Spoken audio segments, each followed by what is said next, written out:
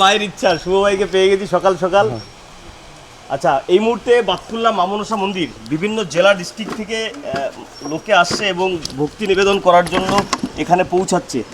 আমাদের বন্ধ থাকে বুধবার বন্ধ, প্রতিদিন খোলা। বুধবার দয়া করে দূর দূর থেকে কেউ আসবেন না, আসবে তো মায়ের মন্দির থেকে ফেরত যাবেন। বাদবাকি প্রতিদিন খোলা, মোটামুটি দুপুর 2টো থেকে 2:30টার মধ্যে আসবেন। আর পুজো দিতে গেলে সকাল 10:30 থেকে 11টার মধ্যে আসবেন, তাহলে আপনার জিনিসটা মায়ের চরণে ঠিক মতন যাবে। জয় মা মনসা।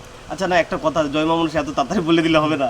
যেটা বলছিলে, এখানে কি আসলে মানে টাকা পয়সা হাজার হাজার টাকা লাগে নাকি? সেরকম তো কোনো ব্যাপার নেই, আপনারা আসবেন। দেখুন এখানে নাম লেখানো হচ্ছে মায়ের মন্দিরের জন্য। আপনাদের ইচ্ছা হলে কিছু করে দান করবেন, কারণ আপনাদের দানেই তো মায়ের মন্দিরটা হবে। আর ফুল জল নিতে কোনো টাকা পয়সা লাগে না, যে যা খুশি প্রণামী মায়ের মন্দিরে দেয়।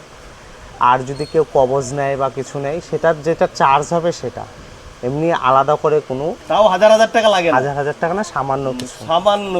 সামান্য। যাই হোক, বিষয়টা এরকম, শুভ ভাইকে আজকে পেয়েছি।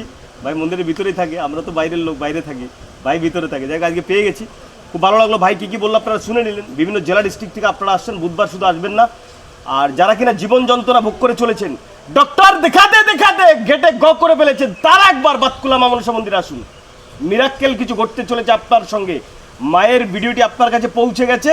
মাকে দর্শন করুন, প্রণাম নিবেদন করুন, আর একবার জোরসে বলুন বাতকুল্লা করুণাময়ী মা মনসা কি যায়। ঠিক আছে না? আগে মঙ্গলবার একজন হচ্ছে 12 বছর পর সন্তান হয়েছে। হ্যাঁ, দেখলাম। দেখুন ভাই কি বলছে, 12 বছর পরে। আমি বললাম না চাকরি থেকে সন্তান লাভ। মঙ্গলবার একজন এসছে। দেখো, অনেকে বলে এখানে শিক্ষিত লোক আসবে না, অশিক্ষিত লোক, অনেক কিছু অনেকে কমেন্ট করে। একটা জিনিস চিন্তা করো, সামান্য কিছু।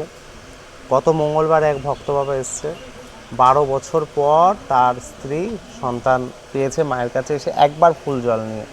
তাহলে মায়ের কত বড় কৃপা দেখেছো। যেখানে উনি বলছে আমি 10 থেকে 15 লক্ষ টাকা খরচা করে ফেলেছি, ডাক্তার দেখিয়ে, কবিরাজ দেখিয়ে, শুধু মায়ের ফুল জলে হয়ে গেল। এর কোনো ব্যাখ্যা আছে? তাহলে মা তো জীবন্ত, জাগ্রত, মাকে ভক্তি শ্রদ্ধা করতে হবে। জয় মা মনসা। আচ্ছা, সবাই একবার জয় মা মনসা, জয় মা মনসা, জয় মা মনসা, জয় মা মনসা। তো বিষয়টা আপনারা বুঝতে পারলেন। 12 বছর পরে সন্তান লাভ, 12 বছর পরে সন্তান লাভ।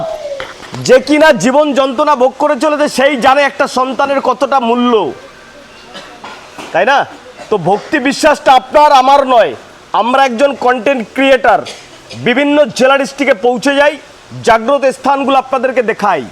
ভণ্ড লক্ষ লক্ষ টাকা আপনি নষ্ট করে দিয়েছেন। ওই দাদা বলছিল ক্যান্সারের জন্য জমি জায়গা, স্ত্রী, সোনা দানা সব কিছু বিক্রি করে দিয়েছে, তাও ডক্টর ইজ গ্রেট। ও ডক্টর, মনে আছে নচিকেতার গান, ও ডক্টর? গানটা আমার মনে নেই, নাহলে এখনই গিয়ে দিতাম, একদম মাথা থেকে বেরিয়ে একসময় গিয়েছিলাম গানটা। যাই হোক, তো যারা কিনা শিক্ষিত মানুষরা আগে আসুন, যারা শিক্ষিত মানুষ রয়েছেন তারা আগে আসুন। তারা কৃপা পাওয়ার পরে আপনারা আমাকে ভিডিওতে বলবেন যে আপনারা কৃপা পেয়েছেন কিনা, তারপর অশিক্ষিত মানুষরা আসবে প্রয়োজনে। আপনারা অনেকে কমেন্ট করেন যে অশিক্ষিত মানুষরা যায় না ওখানে। আজকেও এখানে এসছে সমাজের প্রতিষ্ঠিত কিছু মানুষ, সমাজের কিছু প্রতিষ্ঠিত মানুষ আজকেও এসছে এখানে, যারা কিনা শিক্ষিত, যারা কিনা সরকারি সার্ভিসম্যান, যারা কিনা সমাজে প্রতিষ্ঠিত প্রভাবশালী, তারাও আজকে এখানে এসছে। ঠিক আছে, আজকের কথা বললাম। ভিডিও দেখতে থাকুন, লাস্ট অফ অল সঙ্গে থাকুন। রাত দিন 7 দিন 24 ঘন্টা 365 দিন আপনার সঙ্গে, আপনার পাশে রয়েছে আমি তপন পাল। জীবন যুদ্ধে কোনোদিন যদি হেরে যান, স্ক্রিনে দেওয়া নাম্বার বলুন, মা মনসাকে বলুন, ঠিক রাখুন, মনে রাখুন, একবার চলে আসুন, আপনার প্রবলেম সলভ।